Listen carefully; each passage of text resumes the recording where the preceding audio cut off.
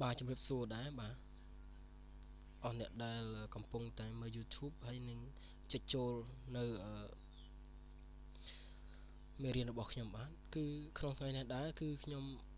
លើកវិធានបទមួយដែលតាក់ទងទៅនឹងការបង្កើត folder មួយคล้ายទៅជា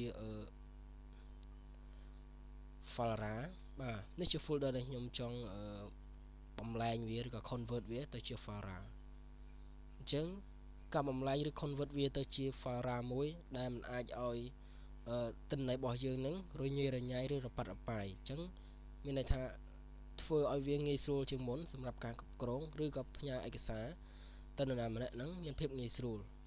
អញ្ចឹងវាមានលក្ខណៈភាពងាយស្រួលបាទជាដំបូងខ្ញុំសូម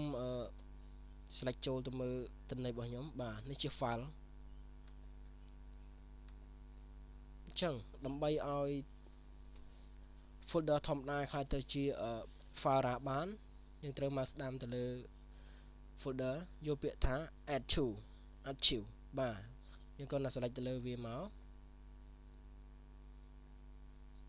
ត្រង់ចំណុចនេះ Fara របស់យើងចង់ដូរឈ្មោះទៅជាឈ្មោះអ្វីផ្សេងក៏បានដែរប៉ុន្តែខ្ញុំសូមយកឈ្មោះដដែលបាទខ្ញុំចុច OK យើងរងចាំបន្តិចបាទនេះជា Fara ដែលយើងបំលែងពី file ធម្មតាមក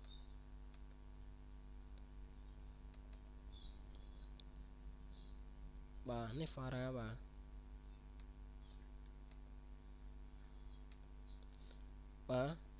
Fara គឺយើងគ្រាន់តែ convert ពី file ធម្មតាឲ្យទៅជា Fara ប៉ុណ្ណឹងជាការស្រេចមានភាពងាយស្រួលបាទ